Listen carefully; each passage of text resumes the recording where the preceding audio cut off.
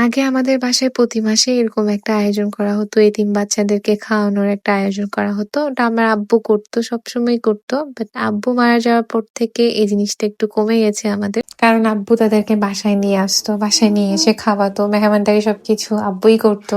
আমরা শুধু রান্নার কাজেই হেল্প করতাম আম্মুকে। আব্বু যাওয়ার পর থেকে আর বাসায় আনা হয় না তাদেরকে। বাসা থেকে রান্না করে তাদের জন্য আমরা নিয়ে যাই। আর মাঝে মধ্যে তাদের সাথে এতিমখানায় বসে আমরা খাই। আর না হলে তাদেরকে দিয়ে চলে আসি। তো এবার আম্মু অনেকদিন ধরেই বলতেছিল তাদেরকে খাওয়াবে। ঠিক মতন সময় হচ্ছিল না, কারণ একজন থাকলে বাসায় অন্যজন থাকে না।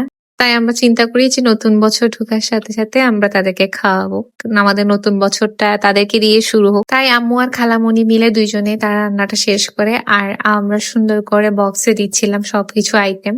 আম্মু আর খালামণি তরকারি আইটেম গুলো দিচ্ছিল, আমরা শুধু ভাত, ডিম আর সালাদ গুলো দিচ্ছিলাম। আর আমাদের বাসায় অলওয়েজ একটা মেহমান থাকেই থাকে। এ হচ্ছে আমাদের বাসার মেহমান। 12 বছর থেকেও আরো বেশি হচ্ছে সে আমাদের এলাকায় আছে। আমাদের এলাকায় সবাই বলতে গেলে তাকে দেখতে পায়, বাকি পাগলদের থেকে আলাদা। মানে যাই বলি তাই শুনবে, একদম মন দিয়ে শুনে, কোনো কিছুই নষ্ট করে না, খেয়ে দিয়ে চলে যায় সুন্দর করে। তো তাকে খাওয়ানোর পরে আমরা নামাজের শেষে বাইর হই। আমি আর আমার কাজিন মিলে এগুলো দিকে আসি একটা এতিমখানায়। এই এতিমখানাটা ফার্স্টে পৌরসভার ওইদিকেই ছিল।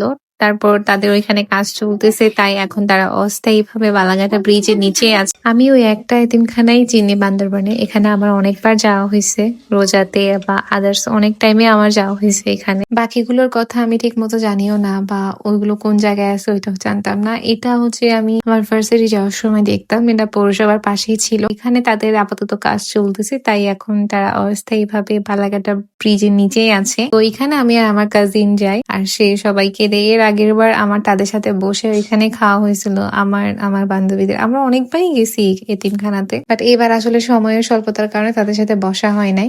জাস্ট তাদেরকে দিয়ে আমরা চলে আসি। ইনশাল্লাহ ইনশাল্লাহ পরের বার অবশ্যই তাদের সাথে বসবো, এর আগের বারের মতো। এবার আসলে সময় খুব কম ছিল, যার কারণে দিয়ে চলে আসতে হয়েছে আমাদের।